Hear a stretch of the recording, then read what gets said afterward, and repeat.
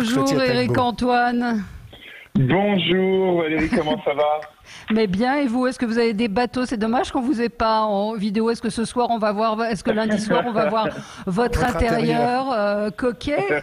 Oui, on va en voir une partie. Mais d'ailleurs, j'étais aussi, j'ai enregistré avec Camille aussi, qui veut gagner des millions là, il y a 2 jours. Et moi, j'ai commencé dans ma baignoire parce que je trouve que c'est pas possible, tous ces gens avec des librairies, des bibliothèques derrière eux. Des bibliothèques incroyables. Des bibliothèques. Alors, j'ai une bibliothèque incroyable, donc je me suis foutu de la tronche de tous les copains qui ont une bibliothèque incroyable. Et après, je me suis mis devant ma bibliothèque incroyable. Ah donc, bon, mais vous avez commencé dans la baignoire, donc ça, on va le voir dans... Mais j'ai commencé dans la baignoire. Ouais, et alors, je sais pas quand... Ouais. Et vous savez pas quand est-ce que ce sera diffusé, certainement dans les jours qui viennent. Oui, dans les jours qui viennent. Ouais. Voilà. Mais on n'est pas là pour cette émission. On est là pour. Non, M6, on est là pour Incroyable Talent, M6, bravo. M6, absolument, voilà. Les 25 moments inoubliables. Et donc, on va vous voir effectivement. On va vous retrouver de façon virtuelle avec Marianne James, Hélène Ségara et David Ginola pour cette spéciale La France a un incroyable talent. Peut-être avant de parler de l'émission, donc qui sera diffusée sur M6 à 21h lundi. Ce confinement, vous l'avez vécu dans votre baignoire? Comment vous l'avez vécu? Alors vous avez... Oui. Je l'ai vécu comme un homme de spectacle qui n'a pas le droit de faire du spectacle et qui ne sait pas quand il refera du spectacle, et donc aussi responsable de tout un tas d'équipes, d'intermittents, aussi bien de mes collègues techniciens au plateau qu'administrateurs, etc. Donc avec l'inquiétude absolue de que va devenir ce métier. Mais je l'ai vécu aussi parce que avec beaucoup plus de chance sans doute que d'autres, parce qu'un jardin, parce que mes enfants, parce que maintenant je suis là, je suis à la maison, je peux m'occuper de tous les jours, on fait des devoirs, on s'amuse, on fait des vidéos ensemble. Donc ça, c'est la partie quand même absolument magnifique de ce repos obligatoire, en fait. Donc, vous savez que je me suis mis à la magie grâce à vous. Vous savez que en fait, sur YouTube, il y a une chaîne avec de la magie confinée, avec ses enfants. On voit une petite main de temps en temps apparaître. Et donc, j'ai appris quelques tours. C'est super bien fait.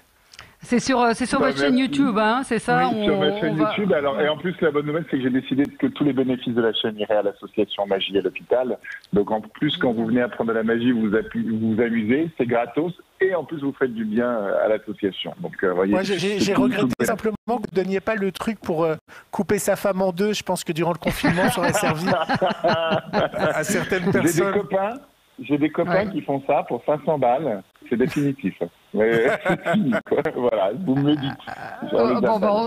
C'est une autre forme de magie. Alors dites-nous ce qu'on va voir. C'est assez formidable ce que M6 va proposer lundi. Ces incroyables talents. Ouais. Oui, alors l'idée c'est, on a fait plusieurs émissions autour d'Incroyable Talent qui quand même, je trouve, qui reste une des plus belles émissions de télé de France parce que elle est basée sur des valeurs de partage, on peut le dire. Du monde. On peut dire, elle est dans le monde entier et elle fonctionne dans le monde entier. Mais non, mais c'est vrai, elle est basée sur des valeurs on vient de tous les lieux, de toutes les couleurs, de toutes les pensées. On se rejoint ici, toutes les formes d'entraînement, tout ça, de création, et on est là tous ensemble. Et là, cette fois-ci, on a fait une émission un peu spéciale confinement qui est nos 25 moments préférés, et on est tous chez nous, Maria, Hélène, David, sa chérie Maëla et ma tronche, et on s'amuse à revivre ce moment avec vous et donc à les commenter, à donner les secrets derrière les coulisses, à parler un petit peu de manière un peu plus libre que parfois en tournage. Enfin, remarquez, on est plutôt libre en tournage, mais disons que là, on donne des choses qu'on ne voit pas en tournage. Voilà. Un des moments les plus forts, c'est votre rencontre avec Valentin, ce comédien comique belge. Je crois que c'est la chose qui vous a touché le plus, non? Valentin Renner, c'est vraiment un type formidable. D'ailleurs, pendant le confinement, il a fait beaucoup aussi de vidéos sur les réseaux. J'ai très hâte de voir son spectacle en entier, de continuer à l'accompagner. L'émission, il est arrivé deuxième, donc la saison dernière. Et il est passé à ça de la première. C'est Capucine, la ventriloque, qui d'ailleurs a gagné l'émission, que j'aime aussi énormément, pour tout vous dire, et que j'aime tellement qu'on a décidé, j'ai décidé de la produire. Donc les deux, quand les spectacles reprendront, je serai ravi de faire venir les deux en première partie, de les accompagner. Mais c'est vrai que Valentin, il y a un humour, en fait, qui est très fort dans la présentation de Valentin. c'est même avant son sketch, au moment où je lui pose des questions, je l'interviewe, il est déjà extrêmement drôle. Et ça c'est un signe, quoi. Quand quelqu'un est drôle en interview et après, derrière, est capable de t'enchaîner un très bon numéro, là, t'as quelqu'un avec une âme intéressante. Ouais. Et est-ce que vous êtes resté en contact pendant tout le confinement avec Hélène Ségara, avec Marianne James un peu avec, Oui, comme avec tous les amis, au même niveau que, disons que j'ai quand même une vie qui a été très studieuse pendant le confinement, pour vous dire, parce que j'ai 2 sociétés et un théâtre. Donc j'ai trois boîtes, donc il fallait gérer tous les collaborateurs, il fallait gérer énormément de choses, évidemment. Et puis en plus, j'ai l'écriture, je coécris le spectacle de Capucine, j'écris mon spectacle avec Jérémy Ferrari, je gère aussi les enfants, l'école, etc.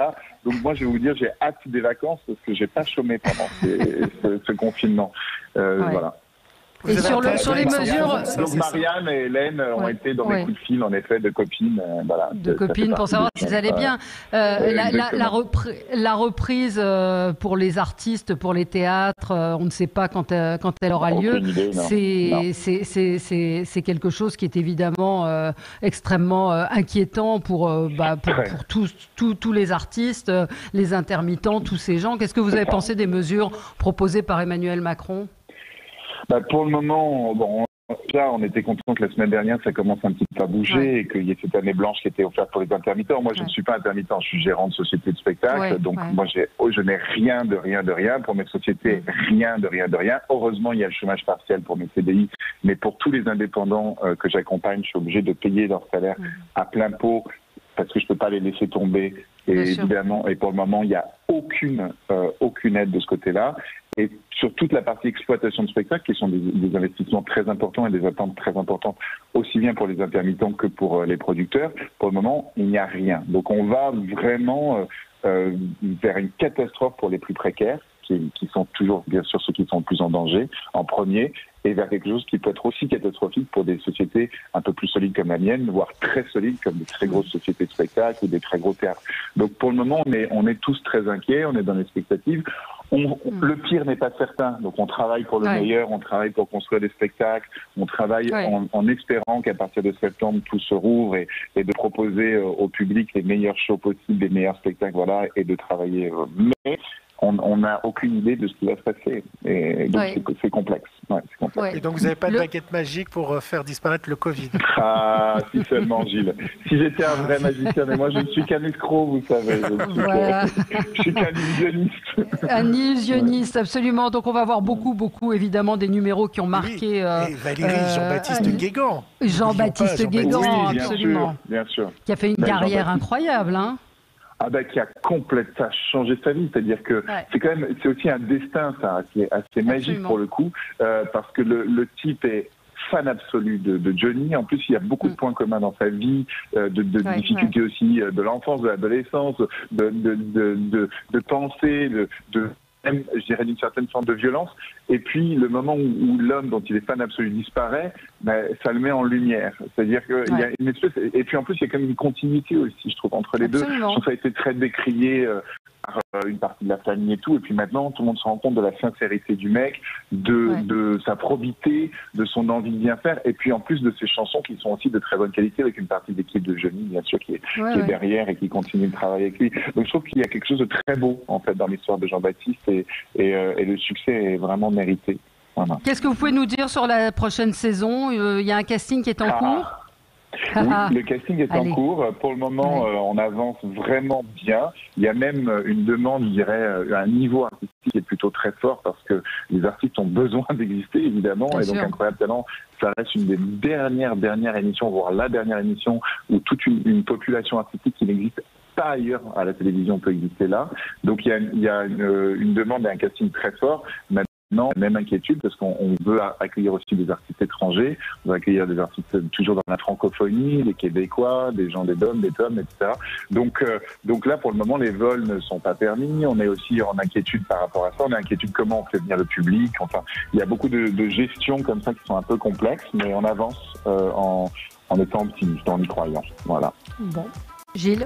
Oui, bon. Non, c'était pour vous dire qu'on peut s'inscrire en allant sur les différents sites d'Incroyable Talent et vraiment les candidatures sont ouvertes. Donc, si vous avez un incroyable talent, moi je vais peut-être aller faire un peu de magie du coup. Voilà, allez-y, parce que je pense que. Donc, on rappelle votre chaîne YouTube, c'est bien parce qu'en plus c'est accessible à tout le monde pour donc la chaîne YouTube d'Éric Antoine. On vous retrouve lundi, donc 18 mai sur M6 Incroyable Talent avec les 25 moments inoubliables.